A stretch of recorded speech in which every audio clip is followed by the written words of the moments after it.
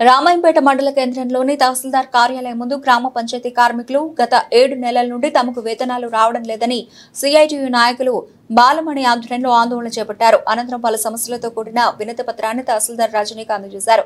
అనంతరం సిఐటియు జిల్లా నాయకురాలు బాలమణి మాట్లాడుతూ తెలంగాణ ప్రభుత్వం పంచాయతీ కార్మికుల సమస్యలు వెంటనే పరిష్కరించాలని, ఈ నెల 30వ తేదీలోపు పంచాయతీ కార్మికుల వేతనాలు ఇవ్వకపోతే పెద్ద ఎత్తున ఆందోళన చేపడతామని ఆమె డిమాండ్ చేశారు. పెండింగ్ లో ఉన్న వేతనాలు వెంటనే ఇవ్వాలని, గ్రామాల్లో పంచాయతీ కార్మికులకు అవసరమైన పనిముట్లు కూడా లేవని, పంచాయతీ కార్మికులు గ్రామాల్లో తమ ఆరోగ్యాన్ని లెక్క చేయకుండా మురికిని శుభ్రపరుస్తూ గ్రామాలు పరిశుభ్రంగా ఉంచుతున్నారని, అలాంటి వారికి వేతనాలు చెల్లించకపోవడం ఏంటని ఆమె ప్రభుత్వాన్ని ప్రశ్నించారు.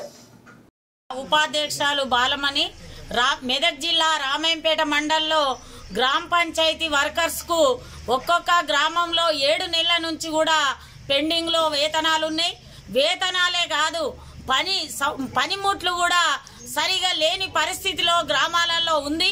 ఇంత గతంలో సర్పంచులున్న పీరియడ్లో కూడా మరి జీతాలు ఇవ్వని పరిస్థితిలో ఉంది గవర్నమెంట్. అంటే రేవంత్ రెడ్డి వచ్చిన తర్వాత వెంటనే ప్రజల సమస్యలు పరిష్కారం చేస్తా అని చెప్పిండు. మరి ఆ పరిష్కారమే పోతుంది తప్ప ఇప్పటి వరకు ఈ మురికి పొద్దున లేస్తే వాళ్ళు 5 గంటలకు లేచిరంటే మరి బజార్లు ఊడ్చి మోలు తీసి మురికి చెత్త ఎత్తిపోసేటోళ్లను పట్టించుకోకపోతే మరి ఇంకా ఎవరిని పట్టించుకుంటుందని చెప్పి ఈరోజు మేము ప్రశ్నిస్తున్నాం. అట్లనే ఈ గ్రామ పంచాయతీ వర్కర్లకు ప్రతి వస్తువు కూడా ఇవ్వాలి. ప్రతిదీ ఇస్తేనే వాళ్ళు పనిచేయగలుగుతారు.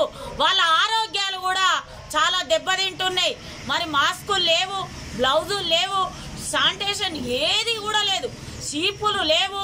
మరి మోరి తీయమని చెప్పి ఒక పక్క సెక్రటరీలు ఇబ్బంది పెడతారు. మరి ఏది లేకుండా వాళ్ళు ఇళ్లకి వెళ్ళి తీసుకొచ్చి వాళ్ళు ఎట్లా పని చేస్తారని చెప్పి ఈరోజు మేము డిమాండ్ చేస్తున్నాము. అట్లనే ఈ నెలలో లాస్ట్ వరకు గనక జీతాలు గనక పెండింగ్లు ఉన్నాయి, మొత్తం వేస్తేనే మరి మేము వీళ్ళు పని చేస్తారు, లేదంటే పని బంద్ పెట్టడానికి కూడా సిద్ధంగా ఉన్నారు.